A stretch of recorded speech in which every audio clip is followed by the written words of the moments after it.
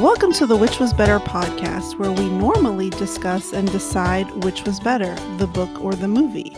I'm your host, Lisa, and this week we are not going to compare a book and a movie. We are going to talk about some other things happening in the Hallmark community and in the world in general.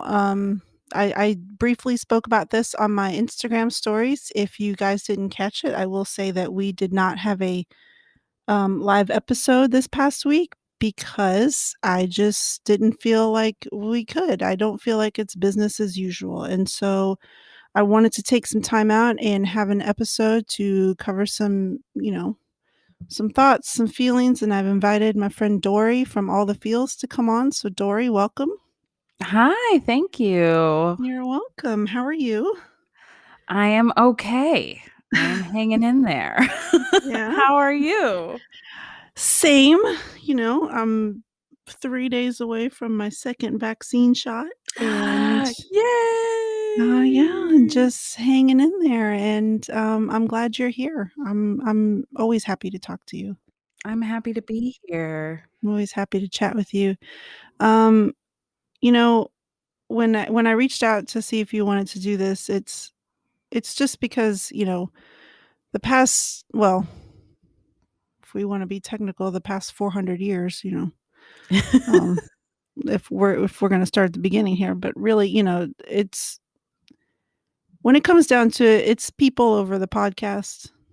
People are always going to be more important than the podcast, and we're going to touch on race relations. We're going to touch on the things that are happening in the Hallmark community. We're going to touch on it all. And before we dig into it, I do want to say that if this is not the episode for you, then this is probably not the podcast for you in the end. I love all the people that have interacted with us so far. I love the interactions, the community. But like I said, it's always going to be people over the podcast. And if this sort of conversation makes you uncomfortable, then all I ask is you ask yourself why it makes you uncomfortable. Is confront yourself and say, why does this make me uncomfortable? Why do I not like this? And if you have thoughts, then reach out to me. Of course, I'd ask you to be respectful, but in the end, everybody's got to do what they got to do. You can always reach out to me at whichwasbetterpodcast@gmail.com or on Twitter or on Instagram. So with that being said, there's no format to this. There's no notes. There's no structure. It's just going to be me and Dory chit-chatting about some things and our feelings, and yeah, there we go. There we go. So how's it going for you I in mean, Hallmark land? I think that you and I originally a few weeks ago had decided that we were going to do this episode about Black romance authors who write Yes. Black romances and giving our just kind of dream wish list of books that we would like to see featuring Black characters that Hallmark should make into movies. And I think we are going to get to some of that because I know we both have opinions, but a shocker. We both have thoughts. What? We both have thoughts. But the past few weeks have been very traumatic and very disturbing. We were all living through the Derek Chauvin trial, on top of other, like that last week that was just a full week of mass shootings. There was just a lot to contend with, and we could not in good conscience just have a fun, light podcast about books and romance, because this is so much bigger than that, and it has not right to just kind of dive into the lighter fare. And you and I have been talking about this, I don't know, every day for the past couple weeks about how neither of us feel right just turning a blind eye to everything that's going on and not addressing it. So this podcast has become something different than what we originally wanted to do. You're right. And, it was hard to just keep on business as usual. I tried to, I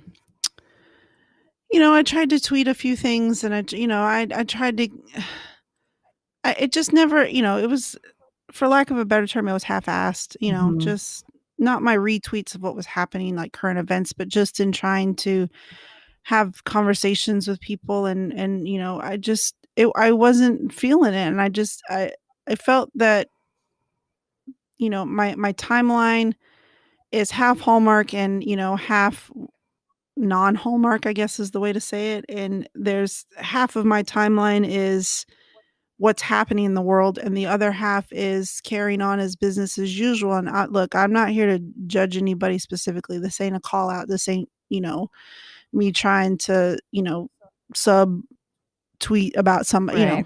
obviously I'm not subtweeting them, but it was just really hard to just, you know, move on because there's nothing to move on from yet. Like it's very fresh and you know, I mean obviously you know what I'm saying because we've been talking about it for a while, like just even offline with each other. But you're right. This episode was going to be um what black romance books we would like to see as Hallmark movies, and the reason why is because as I was establishing this podcast and I was doing research for it, I made a master list of all the books that have been turned into movies so far, and even movies that have been made into novelizations. And the list is as of now, there's been some few additions. It's probably at over 120. And when I started doing this podcast, I wanted to make sure it was inclusive. And then I realized it can't be Mhm. because there are no black romance books that have been purchased and made into Hallmark movies. Yeah. There are, and that's just one genre, like subgenre of romance. There's no, uh, books with people that are disabled, romance books. There's no LGBTQ representation. There's no Asian American represent. There are no books that have been purchased that have been made into Hallmark movies, and so I was like, well, there. I guess I can't really be inclusive because there are And I none. mean, I want everybody to kind of take that in for a minute. Like Yeah, Lisa just said, there are over 100 books that she looked into that have been purchased and turned into Hallmark movies. And none of them have diverse lead characters. right. Like this is what we are supporting, right? When we watch these movies, this is what we are giving our time to. Um that to me is horrifying. It's horrifying. Yeah. That is over 100 opportunities lost, given up. Right. And to see the numbers like that and just to be like, wow, okay. And I think it was what 2015, 2016 that Hallmark really started to ramp up, production of these movies where they were really, really producing a lot. Mhm. But there are some of these books that have been around forever and they have full multi-movie Yep. series that, the Love Comes Softly series, the When Calls the Heart series, which I think that's the same author actually. I think it's both the same author, but there's a lot of stuff out there that, and for those of you listening that might say, "Well, but the movies are getting more diverse."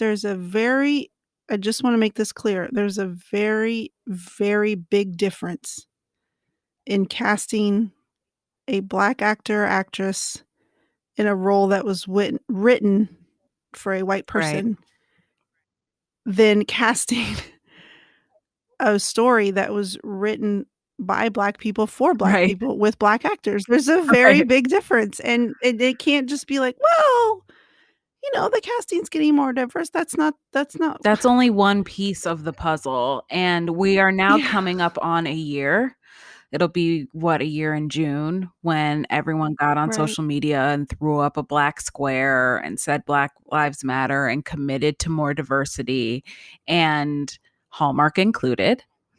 And it has been disappointing to see what we have been given.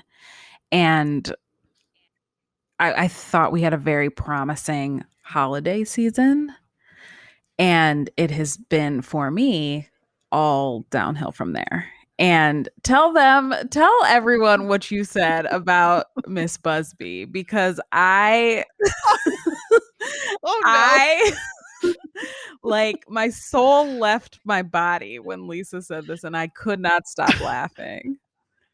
Well, let me see if I can find the text I sent you. And it's nothing It's it's against Cindy Busby. If by chance you happen to listen to this, it's nothing against you no, personally. It Cindy, was that it is not about no. you. No. Let me see if I can scroll through my text. I gotta get through all the Virgin River stuff and then I'll see if I can find it. But that yeah, we had a really promising holiday season, and then, the, Winterfest movies got announced, and I was just like, Meh. I didn't even know if it was called Winterfest this year. I think it New was year, new called movies. New Year, New Movies, and I'm like, "Why do you have to do that? Why do you have to change that? Y'all feel free to change all these seasonal names, but you can't give me some diverse casting?" I mean,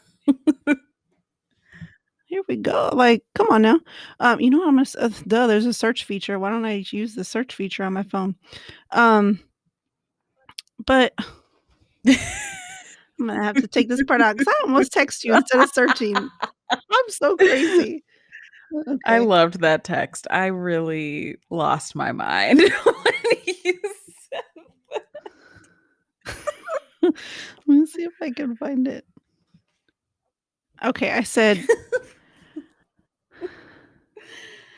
I think I'm gonna record a remember when Hallmark posted a Black Lives Matter support statement and promised diversity and then made 3 Cindy Busby movies in a row episode?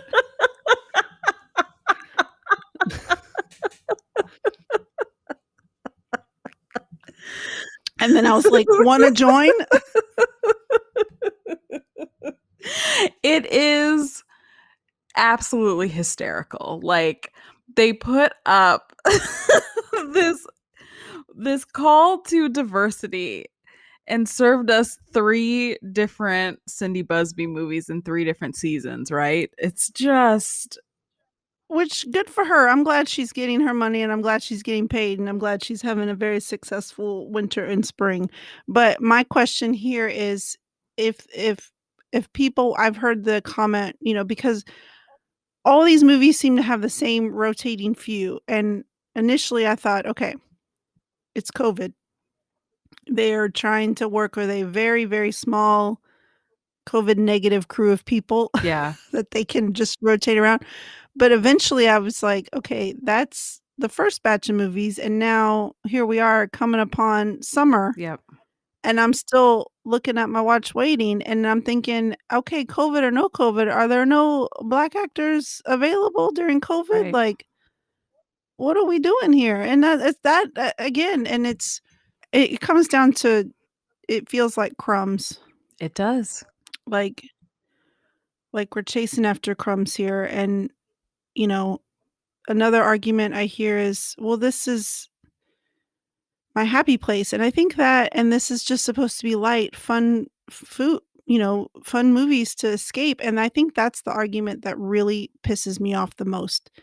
I think that's when I see people tweet that, comment that, it makes me the most angry because why?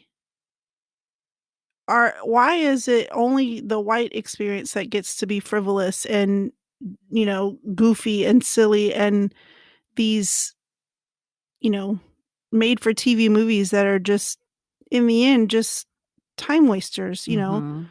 Why is that only through that lens? Why why do we have to have black and brown trauma movies in order for them to, for us to engage in a cinematic experience? I'm like, Why can't it just be a baker, I like, know. wanting to build a bakery and fall in love with the person who wants to destroy the bakery? I know. Like, Well, and I think that people really do have to ask themselves, like, why is my happy place all white? You know? yeah. Like, it is that actually your happy place? The A happy place that is just filled with only white people and white stories? And if you don't like that narrative for yourself, like, if I just said that and you're like, "Ew," then you need to kind of examine how you can change that and how you can adjust your view of that. Because a lot of this is conditioning, and people need to really look within themselves for change. I think that we saw so much performative allyship last year, and not a lot of actual change, and that's been disappointing to see. And I really do, like, for every one of us who is out there, like, lobbying for Hallmark to be more diverse and inclusive, like, are you happy with what we've been given these past few months? Yeah. Like, are you okay with this? Because I'm not seeing a whole lot of discussion about it online. I feel like that has been kind of tamped down greatly. I think Yeah. people are tired and don't wanna continually engage in this discussion, but guess what? Like, that's what we have to do. That's what we have to do, bottom line. Right, but that is where I want people to stop for a second and think how convenient it is to be able to turn off Totally.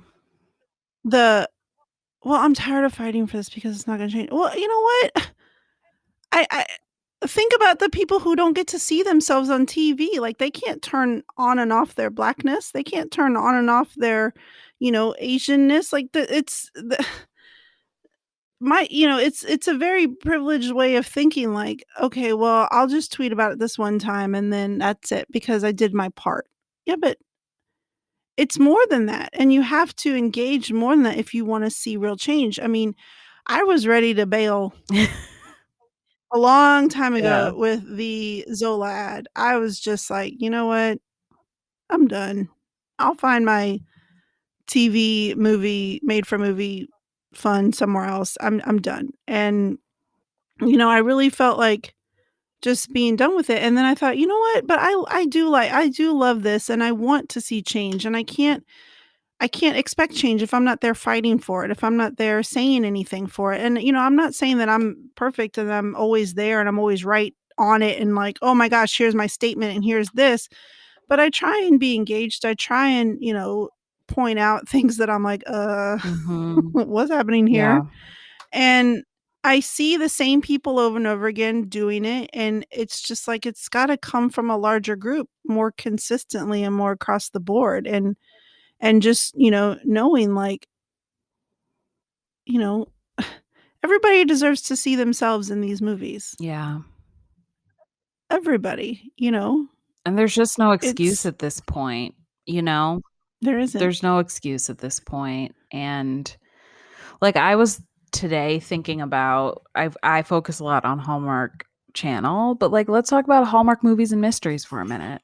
How many mystery series feature diverse lead characters? It's only the morning show mysteries, and then if you want to stretch a little bit, it's the Penavega movies. That's 2 out of a lot, and that is not good enough. That is not good enough. All the other ones, mi what is it, Murder 101 or Mystery 101? I always call it Murder 101. Mystery 101. Mystery 101, the Mystery 101. podcast one, the wedding planner one, the Martha's Vineyard one, Aurora, um, I already have problems with the Martha's Vineyard one because of a certain somebody, but, well, that's another that's episode for another another time. episode. Um, you know, those are all led by white actors. All those ones I just rattled off, and I don't think that's all of them. And then we've got 2, well, 1 and a half Okay, because I'm gonna say this, and let me say this. I grew up. My mom is Hispanic. Okay, and I know that that's. I think I'm. That's what we've always identified as is Hispanic, Mhm. Mexican. My mom's family comes from Mexico. There you go. My dad's family is from Scotland. He's a giant, giant white man. And then my mom's a very teeny, teeny Hispanic lady. She's very teeny. And together they're a pair. And so, but I'm white. Like, listen, I'm not checking any other box on a job application or whatever. White, because I'm a white person who happens to be ethnically Hispanic. So you can't cast me and say, look, we have Right. diverse people. I'm a white person that happens to make really good Mexican food. Like, listen, you can't do that. I mean, yes, growing up, my grandma's, like there was a lot of Spanglish. Yes, my aunts, there was that never spoke English, and I'd be like, "What? Say that one more time. Slower. Otra vez, por favor. Just one more time." But I'm not. Look, I'm not trying to make any false impressions here. I'm a white person. Right.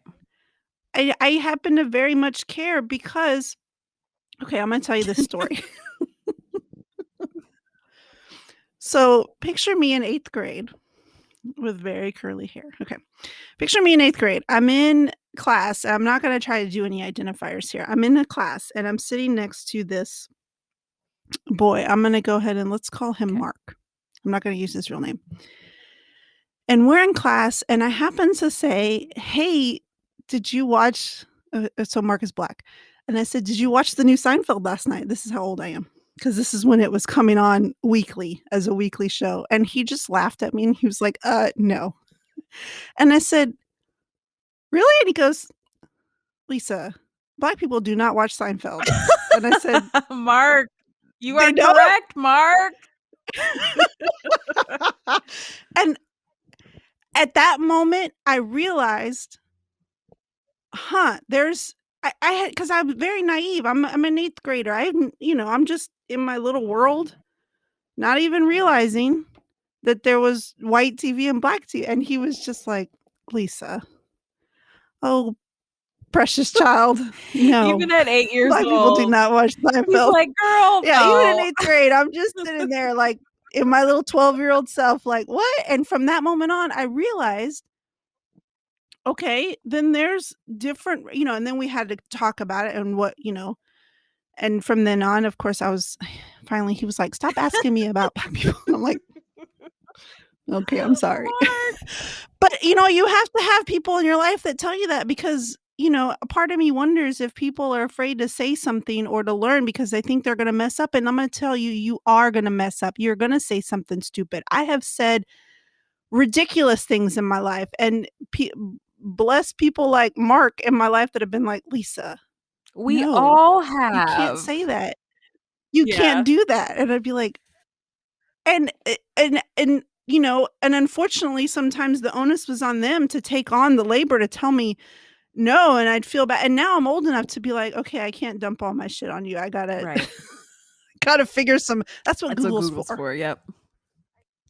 I cannot just throw all my emotional baggage at you and make you tell me things that I can Google. But, as a kid, I'm just, like, all wide-eyed, like, "Really? Mhm. Y'all don't? What do y'all want?" Just goofy ass stuff. But from then on, I've realized, like, I would watch TV and be like, "Oh." And it was eye-opening, and from that moment on, I was just, like, more aware of the very large difference in white and black representation on Right. TV because of that one moment when he was just laughing at me like, Right, "No." it's like the light bulb goes on. Like, I cannot tell you the number of shows people have been like, "Have you ever watched this?" And I was like, "No." And people have been like, "Why?" And I'm like, "There are no black people on it." It's like and then you see the light bulb go on and people are like, "Oh, wait. There are" you're right, there are literally no black people on the show, and that's not necessarily something you always want to watch because so much of our content that is given to us is all white or predominantly white. It's been that way forever. Like sometimes you just don't want to watch that. Yeah, you wanna see Right. yourself, and that's as I got older and I started working in, various places, I worked in public education for 12 years, and I worked in a variety of schools in a variety of cities, and I can't explain I worked in athletics, and so it was a lot of coaching staffs, and I can't explain to you and when I say you, I don't mean you specifically, I mean the listeners. I can't explain when I say I believe representation matters, that doesn't just come from me saying something because Hallmark needs diversity. That's because I have seen with my own eyes on various football fields, basketball courts, baseball fields, track, fields, various places. The incredible difference in kids when they are with adults and coaches and teachers who look Right. like them. The moments of joy, the moments of defeat, all those are very different when you have somebody on your side that looks Mhm. like you. And I learned that early on in my career that it's very important to have representation. And so when I say that in my Twitter feed, it comes from my whole heart because it's vital. Right. And I'm sorry I'm getting caught up here, but um that's why I'm trying to preach so hard that it might be a silly movie to you. And it might be a silly movie that, well, it's just but that's just it. Everybody deserves a silly, Right. frivolous 2 hours Right. Right. to see people doing goofy meet cutes, dumping coffee on each other by accident. Exactly. Black people dump coffee Like on each other too. like, it's just, and it's joyful and it's I you know, I don't know what the answer is. I'm glad you're here. I'm glad you're here with Well, I'm me. happy to be here, and I think that, like, you know, I I grapple a lot with why am I doing this? Why am I playing this Hallmark game, right? I think about it a lot. Mhm. I mean, I don't know if you remember, you brought up the Zola ad. I don't know if you remember that episode that Mel and I did after that Yeah. happened, and I don't remember if Erica was on it or not. And it was essentially an hour of a full hour long meltdown of like, is this the end of this podcast? This was literally like Right. the stuff we were grappling with because we were fed up and really disgusted and really pissed off. And we really, like you, almost threw in the towel that weekend. I remember that weekend. I remember where I was. I was at a McDonald's on Colorado Boulevard in Pasadena, and I had to pull into one of the parking spots because I was seeing all these freaking tweets about the ad. And I will never forget being there and seeing that happen.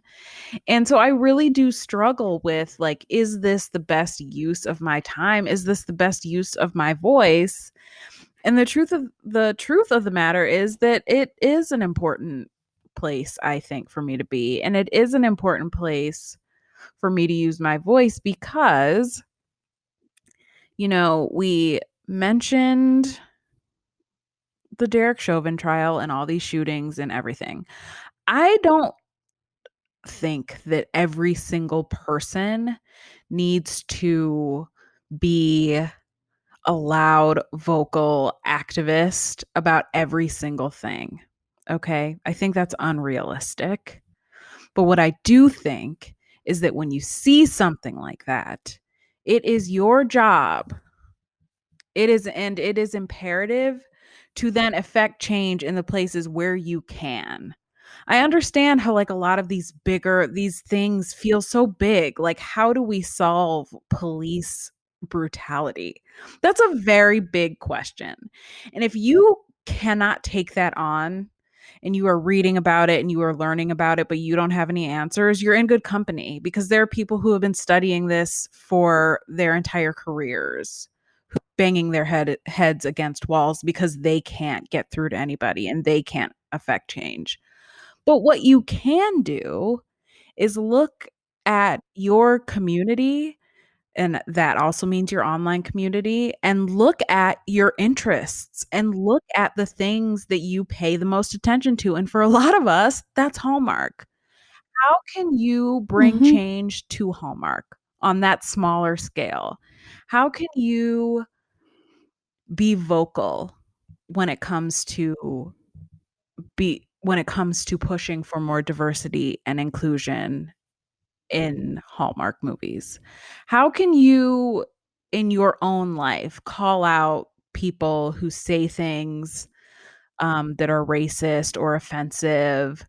How can you advocate for more diversity and inclusion in your workplace? Like, I get that a lot of these are big questions and big issues on kind of a global scale, but there's also the local and the personal. And you really do have to ask yourself, like, what am I doing in my own life, in my own immediate life that will help bring about change? And part of that is screaming on Twitter about how there needs to be more diversity. Like, this I know that this conversation sometimes seems very small in the grand scheme of things, but Hallmark puts out what, 50 movies just around the holidays?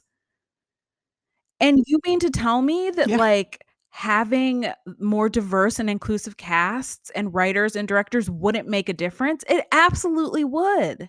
That is jobs for people. Like take the representation piece out of it, that is jobs for actors, jobs for diverse writers, jobs for diverse producers, jobs for diverse production assistants who are just coming up in the business and getting their foot in. Diverse hair and makeup Yes, diverse hair artists. and makeup artists. Like, this is about more than just what we're seeing on the screen and what we're consuming. And I think that if you really care about diversity and inclusion on a large scale, but you don't know what to do, start small. Start with the little things Right. that you love. Like there's a planner business. I'm not going to get into this, but there's a planner business that Lisa and I do not care for some of the politics involved. So we both have stopped purchasing from them. They They're are trying. trying, They're trying to bring girl, me back in. with these They're sales, they trying. are really testing my resolve. Um and I miss them every day. I miss those journals every They're day. trying. But it is a conscious choice on my part and on Lisa's part to not give our hard-earned money to people who are not down with the cause. And I think we all just need to be a lot more intentional about our consumption of everything. And so, you know, I probably will always wage this battle with myself of like why do I care? Why am I doing this? But the fact of the matter is I do care, and it doesn't really matter why, Yeah. cuz I do. And that's probably not going to change. Right. So I'm going to keep speaking my piece and screaming into the void. And Right. I think we all need to be doing that, not just the same 5 accounts. It has to be all of us together. I 100% agree. I mean, to me, I care about it because to me it's not frivolous. It's not just TV movies. It shouldn't even be a question. It's just there are movies about life and romance and love, and that's just not relegated just to white people. Like like and so what you see on TV for some people frames their entire relationship with people who do Right. not look like You're them. right. And so when you only because there are some people who don't live in a place that has a diverse population, and so what you see on TV might be your only interaction with somebody who It's does not so look like you. true. And when they're not there, then you've lost out on on you've lost that potential. I And just have to tell you, this is so true, and I have to tell you a story. So I studied abroad in Italy for a semester when I was in college, and a lot of Italian, especially Italian kids, have like never seen a Black American, like never interacted with a Black American, like never seen a Black American. And because there are a lot of African immigrants in Italy, but they are so assimilated. Like they speak perfect, beautiful Italian. Like they are very assimilated. Like, but for as far as like American tourists who don't, like they don't really interact with right. that population. And the only every Italian, especially the kids, but also some adults, every Italian person who like had never met a Black person before or seen a Black American before, their only frame of reference for like Black Americans was Michael Jackson. So they would ask if I was related to Michael Jackson because I had to be related to him to be able to travel to Europe. I had to be rich and a part of Michael Jackson's family. Oh Because my think gosh. about it, he was the only like global Yeah. Black icon. So everyone was like, "Oh, is Michael Jackson your cousin?" Because they just assume.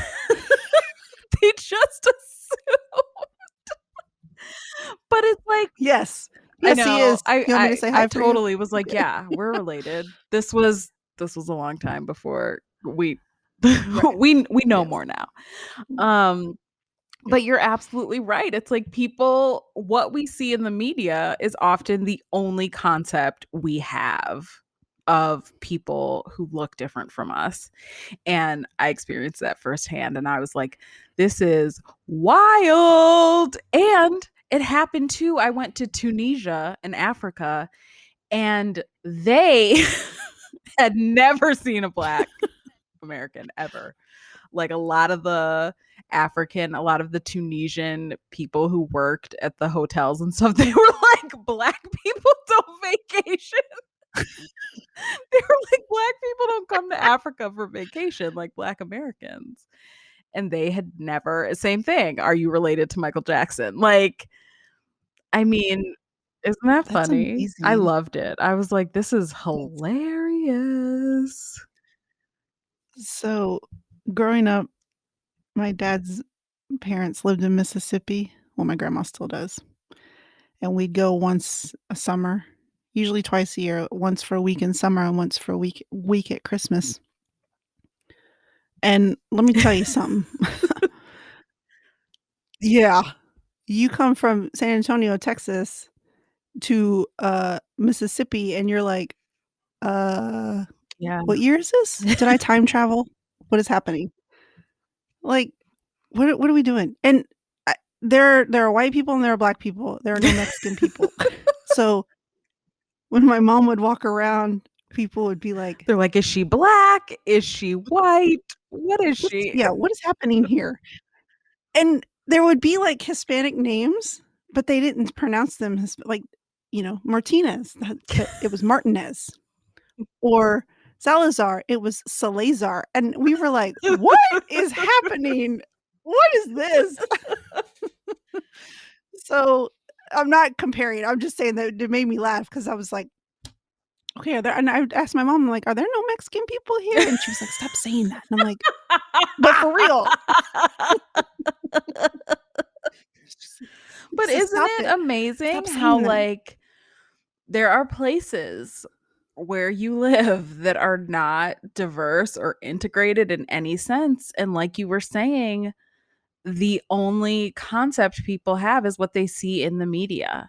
And we see so many Right. inaccurate and harmful and damaging representation of minorities, right?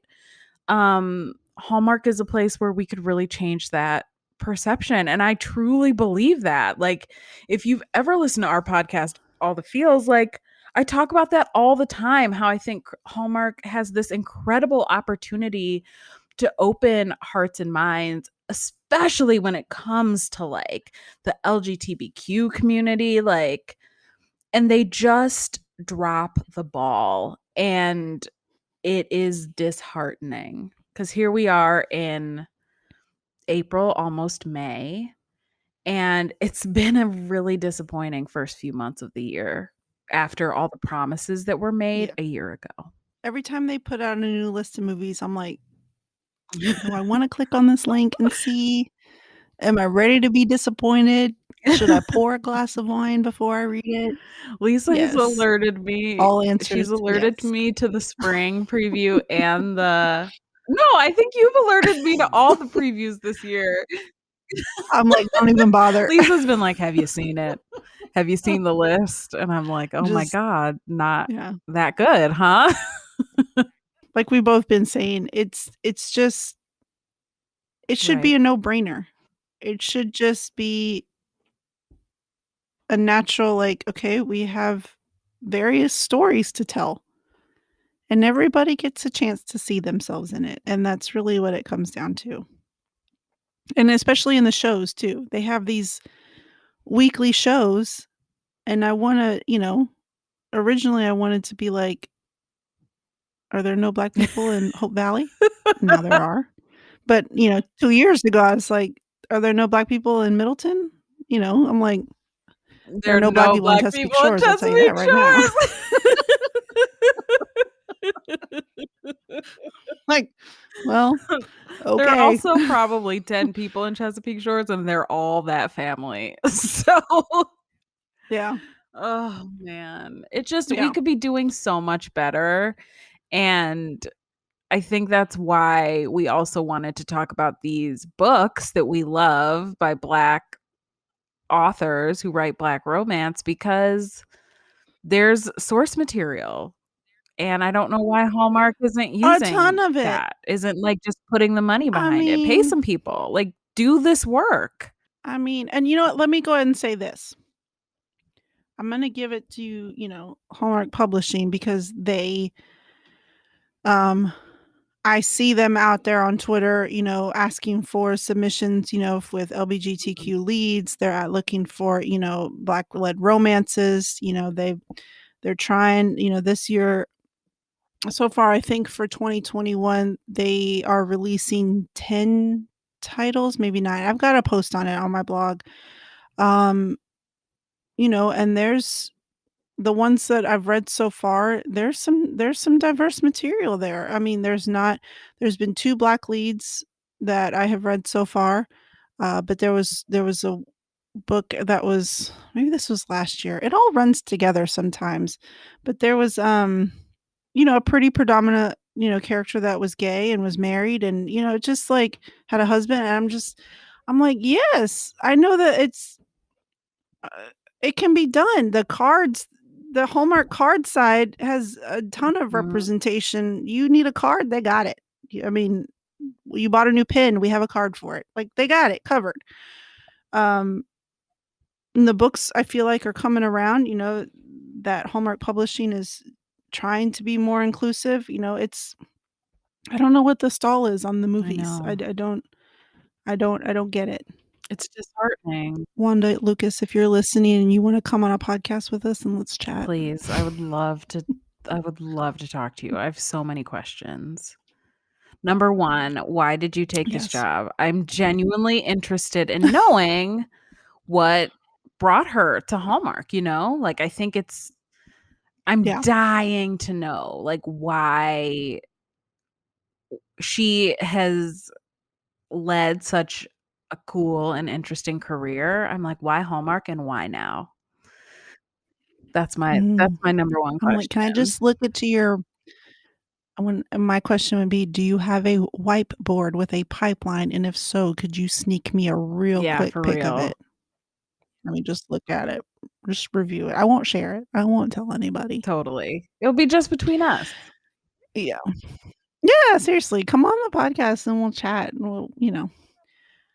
So that's generally my feelings on the situation. I did put a call out on Twitter for people to recommend some Black romances that they would like to see on as Hallmark movies, and we got a pretty lukewarm response, which probably means I'm not reaching the right people. Like I don't have a lot of reach, you know.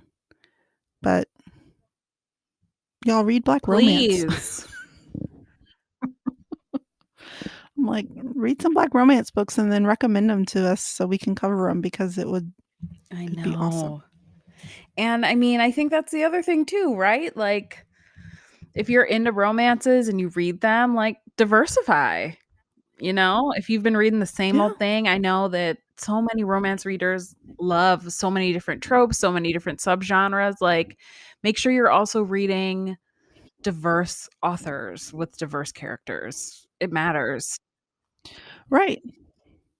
I mean, I know that it's funny to me because well, I don't say funny, like actually hilarious. I mean it sarcastically. Like there was a big push, with the George Floyd protests. Everybody was posting their, you know, anti-racist books on Instagram and everybody was showing their receipts that they were buying these anti-racist books. And I'm just like, but did you read them? And are you Right. still reading them?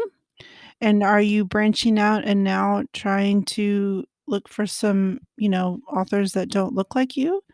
And, part of I feel like maybe people get overwhelmed and they don't know where to Mhm. start. And I'm like, one, Google is free because you could just Google, where do I start? Totally. But two, do you, look at your own Mhm. timeline on Twitter, Facebook, and Instagram. Do you follow people that Right. don't look like you? Because that right there is That's right. free. And you can learn a lot just by looking at conversations. I'm gonna tell you right now, do not interject in conversations that you do not belong in. Even if no. Don't jump in and be like, "Well, what I think." No, no, no, no, no. I'm just saying you can observe.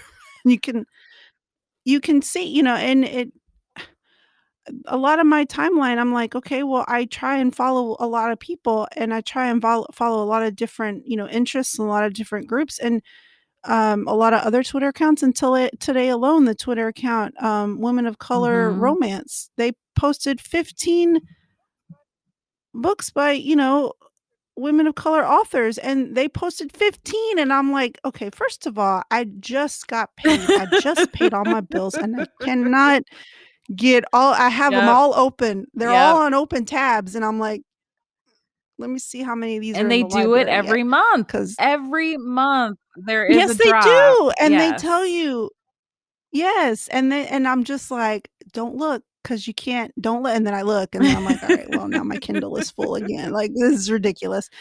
But that's Yep. free, and and if you end up following these communities and you find value, then pay for them. A lot of these communities have Patreon, they have, Ko-fi or Coffee Mhm. or however you want to say it, that they're producing content that you like, then, support them and retweet them and, you know, for whatever, quote tweet and here, check this out. Or, if they have donation links, donate, that sort of thing. It's very easy to get started in that way. Yep. And it just kind of opens your eyes to things outside of things you would never even think about because your experience is so Mhm. different than other people's. And I'm just like, hey, there's, you know, I I don't want to call anybody out, but I did have an interaction with somebody and they made a comment and I just said, do you not know any Black people in your life? Because how can you Oh think like god. I was just like, what? Okay, well, I'm gonna need you to Google that later. Thanks. Like, I'm not trying to call anybody out. I've had too much wine. No, I'll just never say enough that. wine. It's It's Friday. Friday. But so yeah, I think that's how I feel. What do you did we cover it all? I don't I know. think we covered it all. At this point I feel like I'm just rambling cuz I'm like, read Black I Romance know. and Well, then let's let's chat give about it. people, if you want to get into Black romance, let's give some people some titles and some Mm, authors. let me Yeah, get my list. Oh, you know what I was going to say? And I think I told you this offline, if you don't mind very quickly. not at all. I read an article this morning. There's a new show on Peacock called Rutherford Falls, I Rutherford think, or something. Falls. It's on Peacock. Yeah, it's got the guy from The Ed Office. It's the Helms. same writer from The And Office. isn't it like a Native Yes, but the guy American main character? right. So Ed Helms and Jess is it Jesse? I got to get the name right. I'm sorry. There's let me find her name because she is a native person and so the writers room is actually they've got 5 or 6 Native Americans who wrote so that way it's coming from they even go on to the in the article talking about how even authors saying the word it's authentic has its own problematic history but they brought on board these Native American writers and showrunners and let me make sure I'm getting this correct. So I'm reading this article and Jana Schmieding Schmeiding. I need to look up the pronunciation. She is the lead and she is Native American.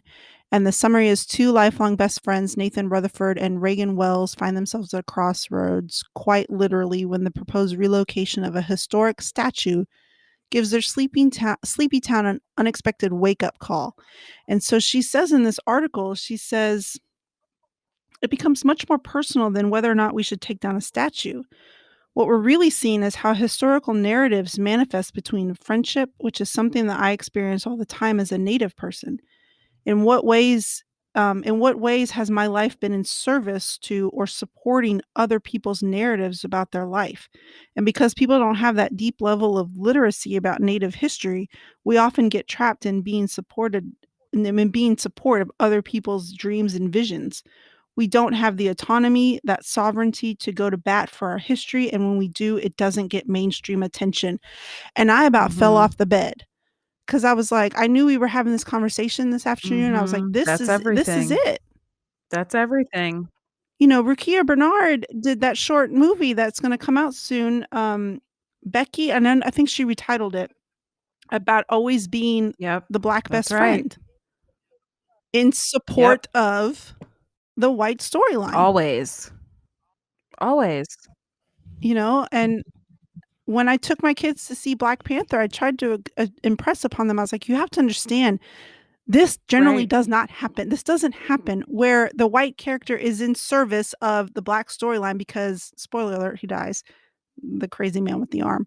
I was like, Right. normally That's it's right. reversed, and this entire cast would be whites, and there'd be one Black guy, and That's he would right. die in service of advancing the storyline. I was like, this is huge. This Right. is big, and they're like They're like, tiny at that "Whatever, we point, and love I'm Black just like, Panther, like, leave us alone." They're like, "We don't need the social justice commentary, mom." But but it's I important, right?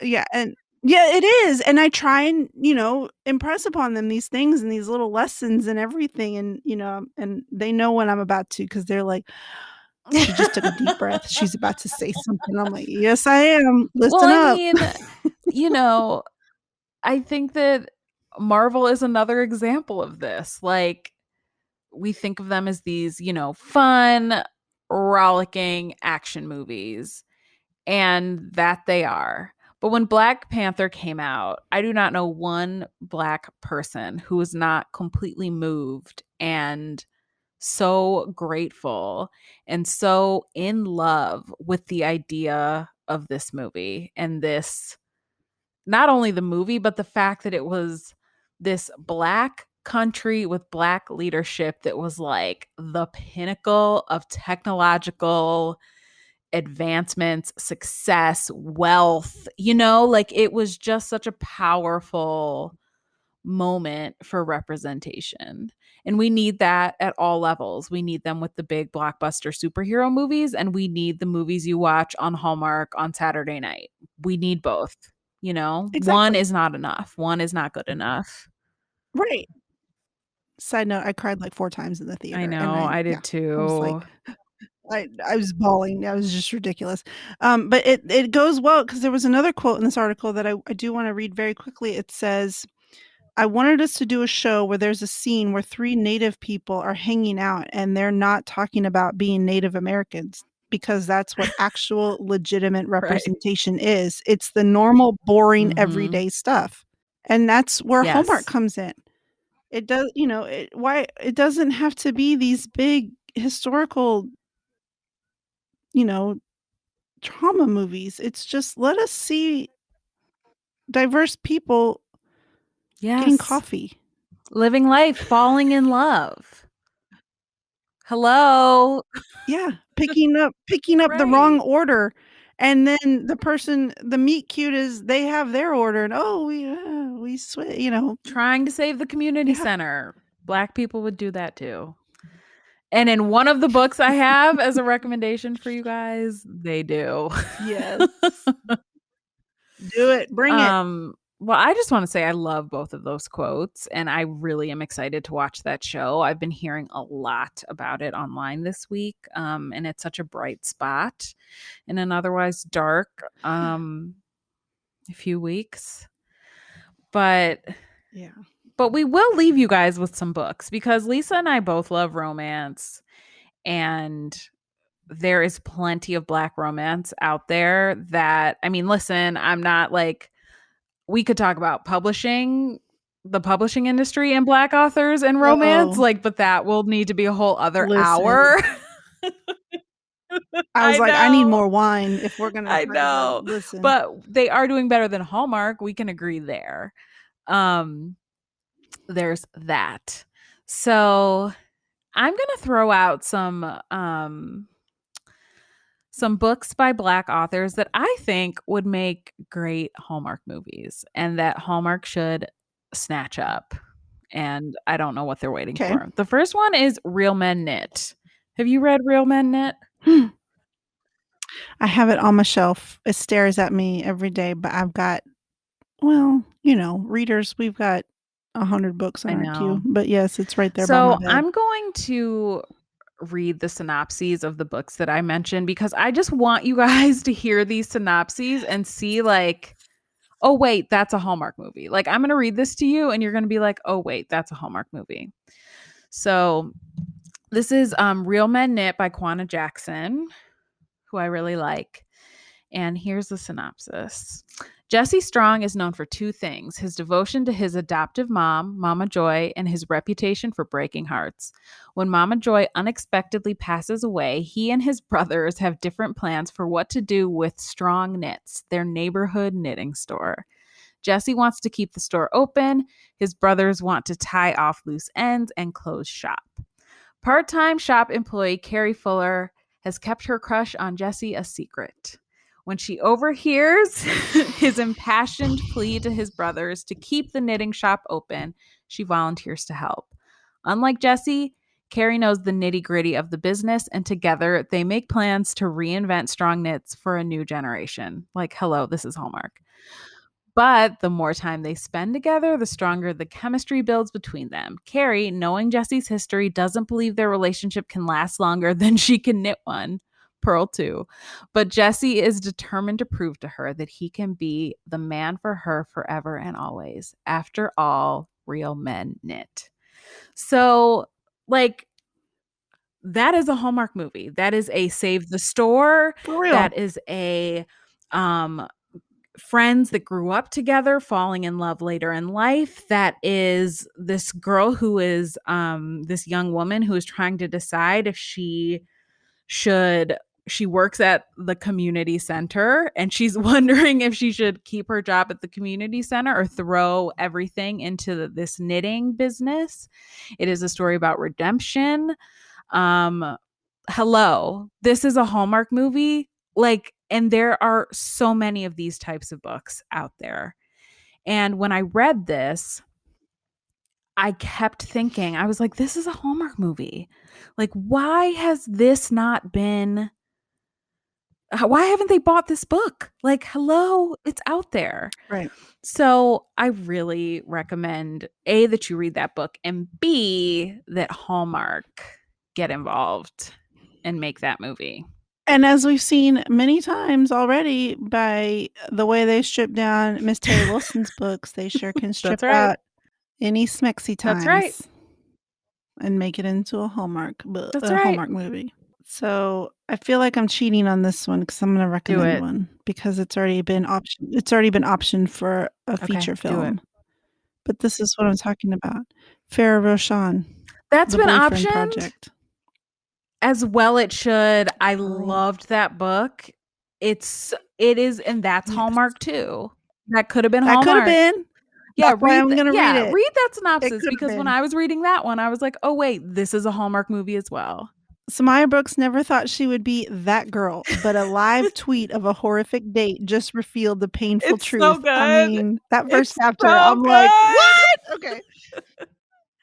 She's been catfished by a 3-timing jerk of a boyfriend. Suddenly, Samaya, along with 2 other girlfriends, London and Taylor, have gone viral online. Now the 3 new besties are making a pact to spend the next 6 months investing in themselves. No men, no dating, and no worrying about their relationship status. For once, Samaya is putting herself first, and that includes finally developing the app. Hallmark loves them some app creations. That she's always dreamed of creating, which is the exact moment she meets the deliciously sexy, honey-eyed Daniel Collins at work. What are the chances? When it comes to love, there's no such thing as a coincidence. But is Daniel really boyfriend material, or is he maybe just a little too good to be true? Oh my gosh, you guys, this book is so good. This is like, and this is a total Hallmark setup as well. This is like the person infiltrating the business to bring the business down. And I mean, it's just so good. The scene where they all confront, because all these girls have been catfished, and they all confront him. Yes. And it is chef's kiss. It's amazing. And it's all in the first chapter. And usually, and I think I wrote this in my review, usually the big, like, you got caught cheating scene is usually later in the book, and that it makes the main character be all like wallowing for the rest of the book. Like, no.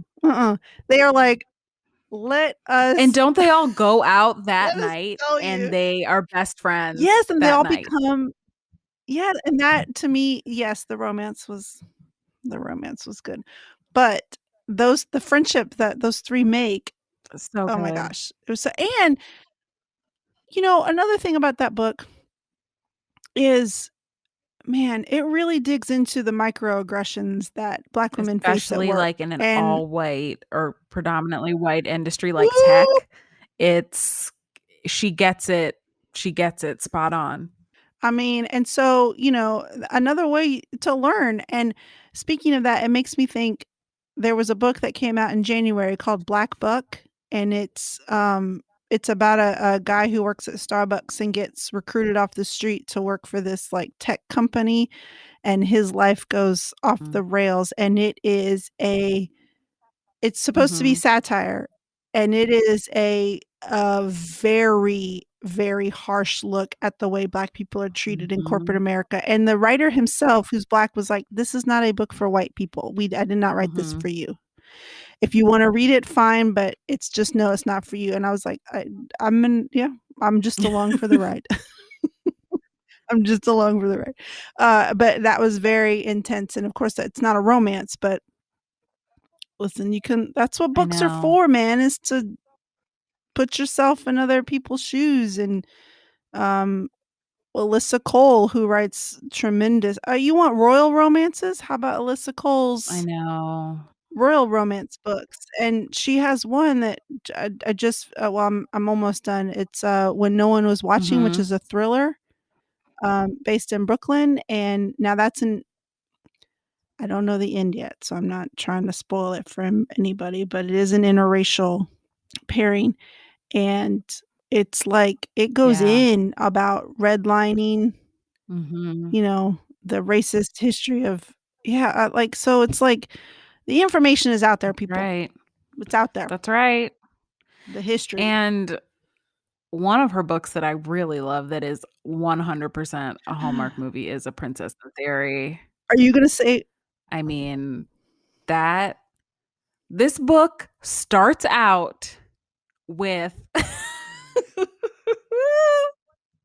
I was like, I know you're gonna this say it. book You starts out did. with the main character getting emails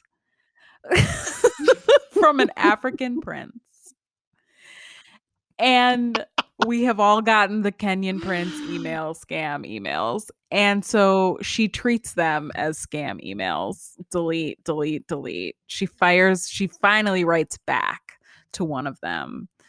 And is basically like, leave me the hell alone. Like, I don't know what's going on, but leave me the hell alone. She's a grad student um in New York. She grew up in foster homes. Her name is Naledi Smith. And so but what happens in this book is it turns out those emails weren't a scam and that she has a she has a royal fiance, a prince who needs a wife, and it is her, and they were betrothed, but she doesn't know because her parents fled. And this book is so freaking funny and romantic and perfect, and it is the royal romance that it's one of the royal romances that we all love on Hallmark, but with African royalty. And isn't that nice? And Right. why can't we have African Yes. royals too? Make up a country, give them the royal titles, and let's go, because this book is so Right. good. He pretends to be a freaking waiter to get to know her. Like she mistakes him for a waiter who's starting that night, and he wants to get to know her, and he wants to get to know like what's gone on with her life, because she didn't grow up where her family is from. And so he's like, I need to get to the bottom of this. So he pretends to be this random kid who is a waiter. And he actually runs into the actual kid who's trying to come to work. And the kid is like, I'm sorry, I'm late. The trains were late. And the guy and the prince is like, get out of here.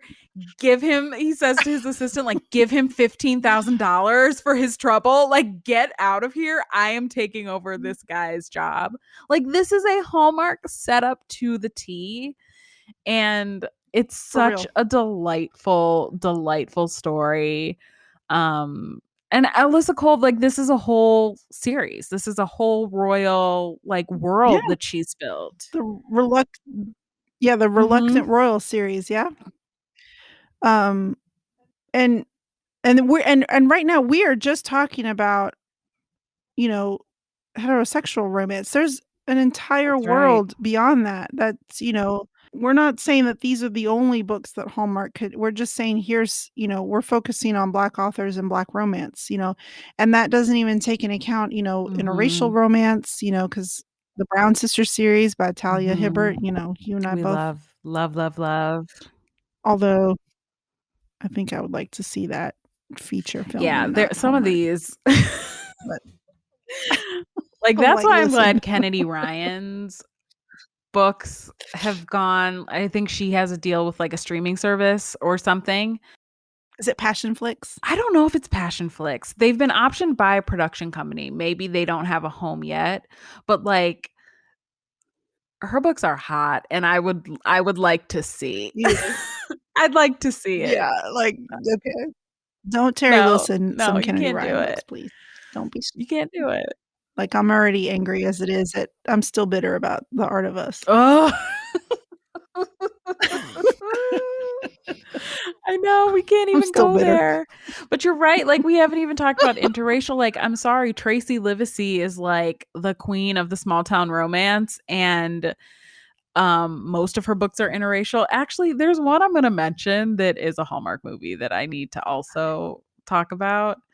I'm gonna read the synopsis, and you're gonna be like, "Why isn't this in my eyeballs right now?" Um, I'm very so excited. she has a series out. Oh my gosh. Okay.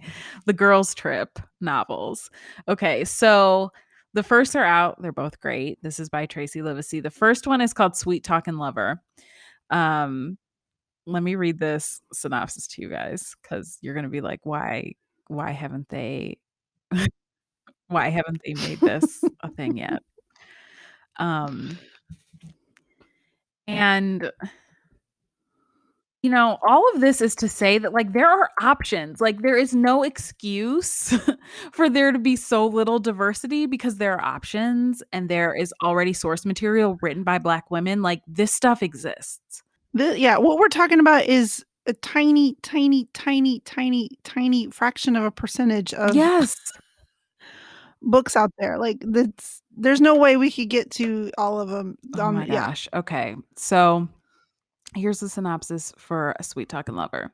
Marketing manager Kyla Harris knows that the road to success in the beauty industry doesn't allow for detours. She's forsaken any trace of a social life, working 24/7 to ensure her next promotion. When grief over her grandfather's death leads to several catastrophic decisions, she gets one final chance to prove herself. She has some troubles at work. Sh- she has one final chance to prove herself. Shut down an unprofitable factory in a small southern town. But as soon as she arrives in the town, she meets one outsized problem: the town's gorgeous mayor. Guys, that's a Hallmark movie right Hello. there. Like, come For on. real. And then the second book in the series, because the series is going to follow these like four lifelong friends that take a girls trip like every summer. And the second book in the series is called Like Lovers Do. So good. Driven and focused, Dr. Nicole Allen is an accomplished surgeon. With a tough past, Nick's gone above and beyond everyone's expectations. But when she disciplines an intern, a powerful donor's son, a prestigious, yes, Yes. yep, a Yes. prestigious Okay, keep fellowship going. she's Yes. awaiting is placed in jeopardy.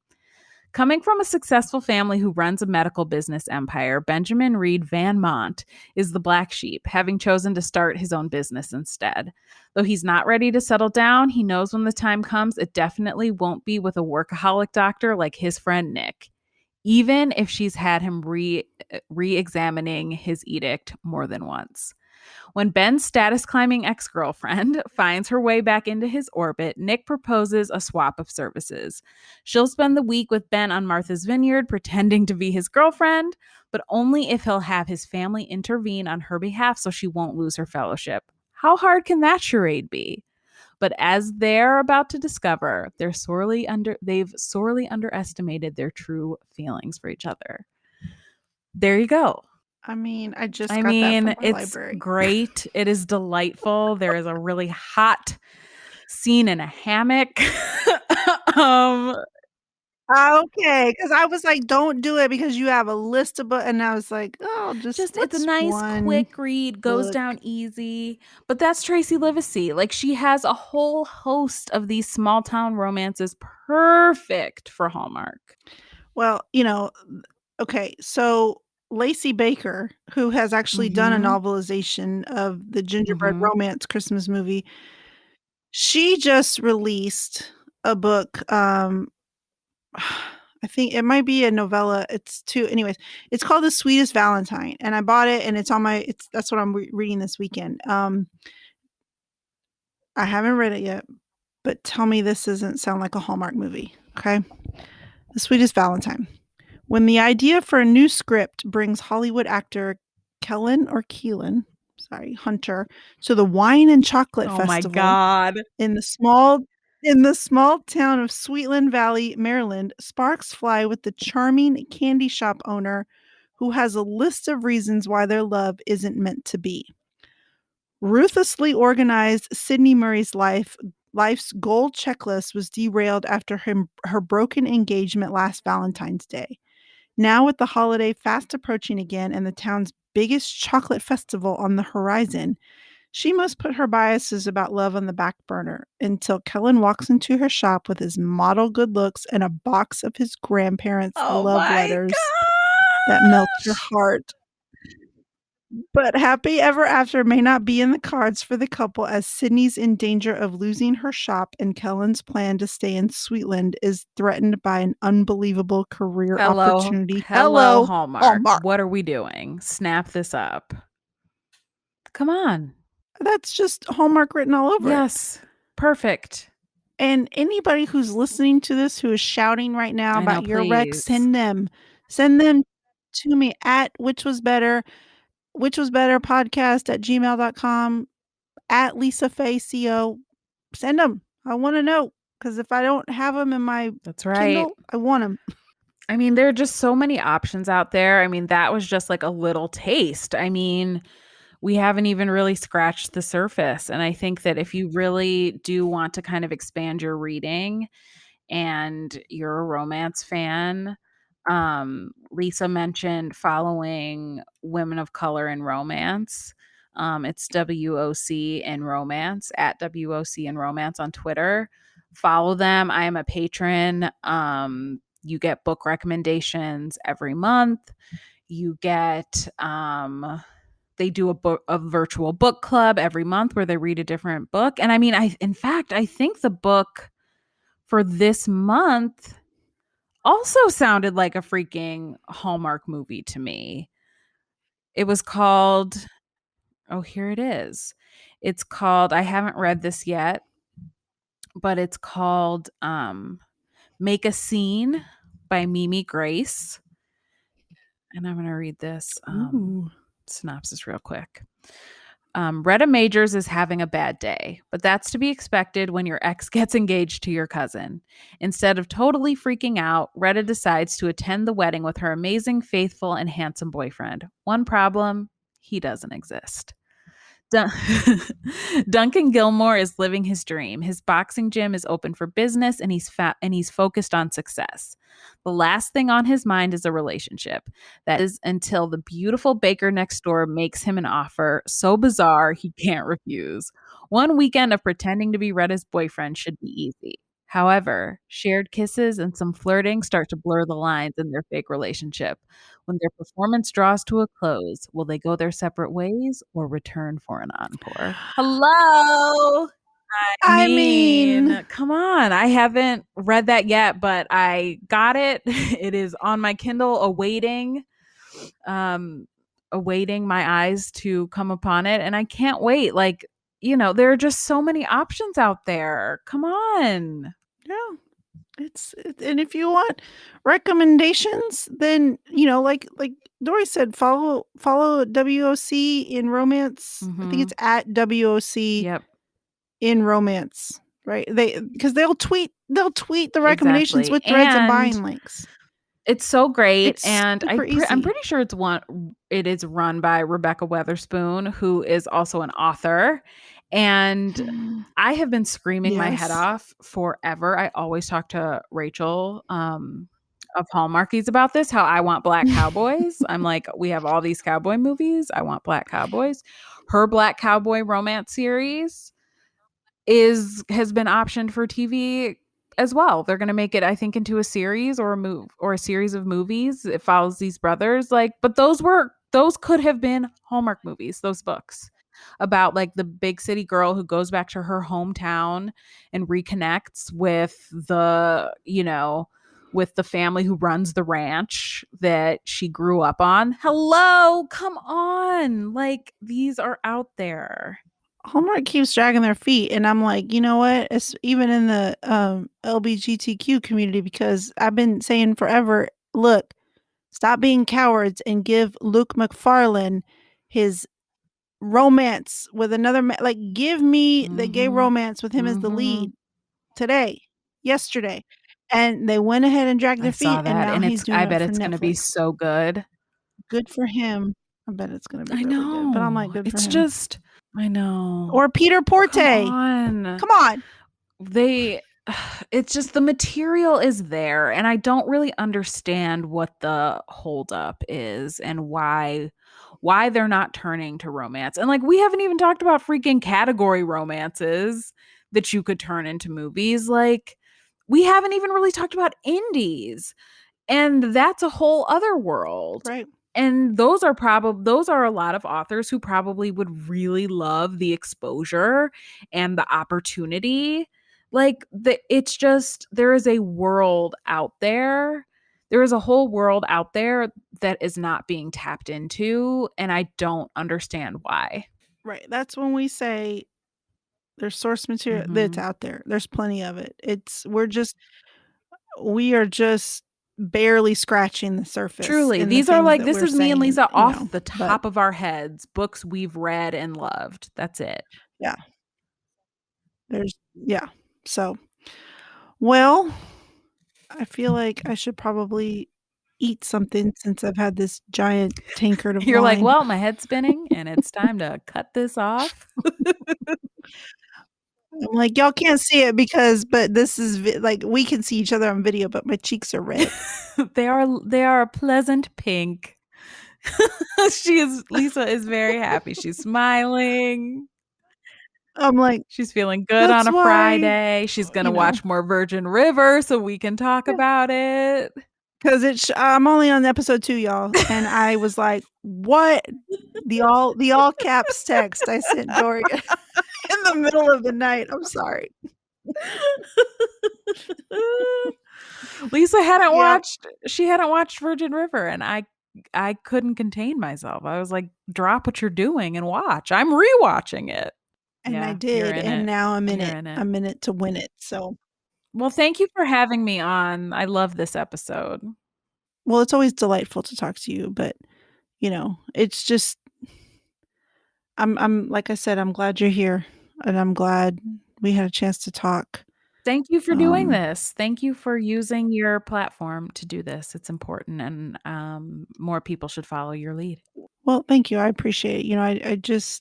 I couldn't go another week without saying something. I couldn't just keep going, business as usual without letting it known that even though the George Floyd trial is over, Black lives still matter, and we still need to be using our voices. And I'm talking to my white ally friends here. I'm talking to my white friends here. We need to do the work.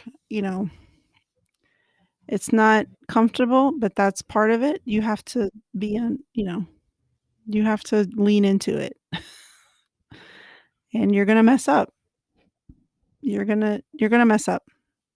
I tell it to my kids all the time. I'm like, I might have been a mom already for 13 years because my kids are teenagers now, Mhm. but I'm still gonna mess up because I've never been a mom of teenagers before.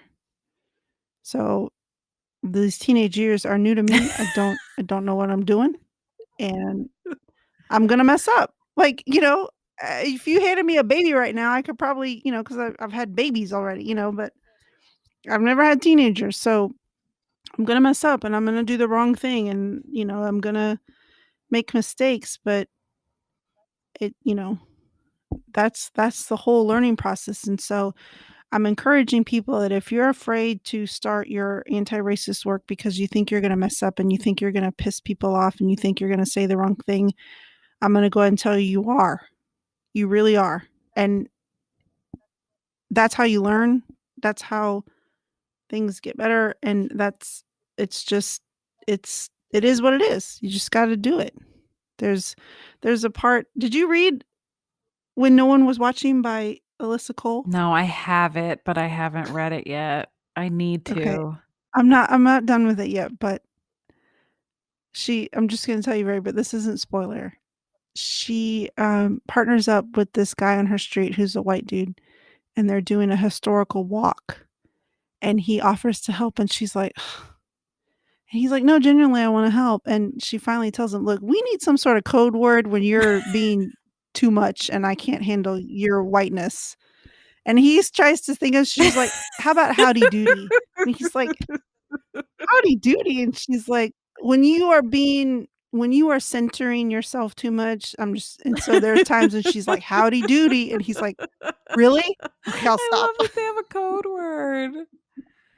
And I love that he's willing to do it. She's like, and he's like, howdy. okay. He shows up at this one point. I'm sorry, but he shows up to come help her. She's at her community garden with her friend, and he shows up wearing a Black Lives Matter t-shirt, and she goes, howdy fucking doody, man. I wish you all could have seen my face when Lisa said that. I was like, oh my God. And he's genuinely like, what? What happened? She's like, why are you wearing that? He's like, well, I thought it was important. And she's like, no. Can you not?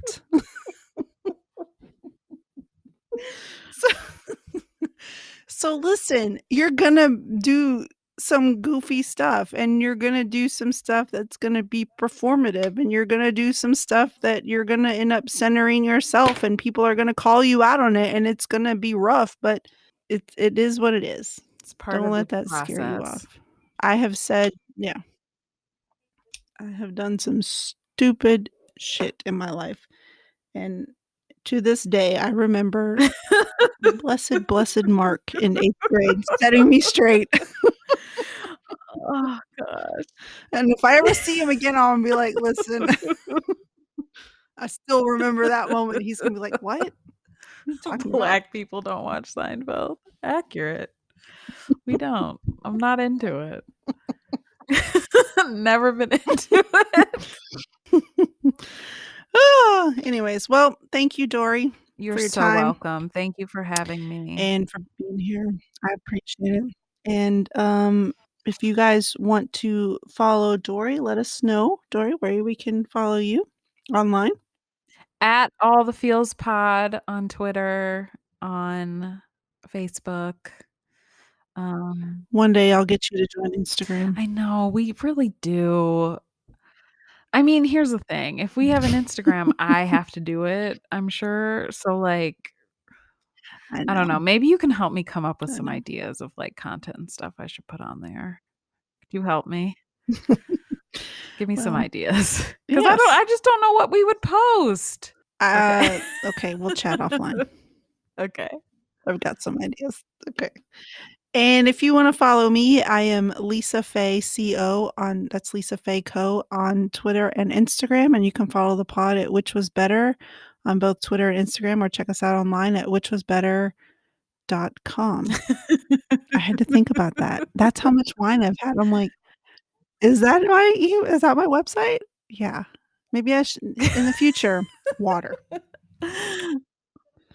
It's water only. It's been a long week, and I was like, I'm gonna go ahead. The problem is that I put it in this Yeti, which keeps it super cold, so and it's so it's perfect like the whole fresh the whole time, and it's just like, oh, yeah, that's my mistake. If you let it get warm, you only drink like half the glass because you're like, you're gonna be like skipping up the stairs singing.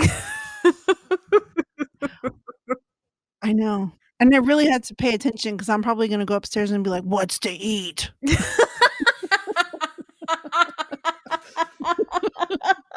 you done with that? So I should probably go and lightly eat something and then take a nap. So thank you guys for listening. If you made it this far, I appreciate it. If you want to reach out with any comments or questions or concerns, bring it. Like I said, whichwasbetterpodcast@gmail.com. And we will see you next time. So thanks.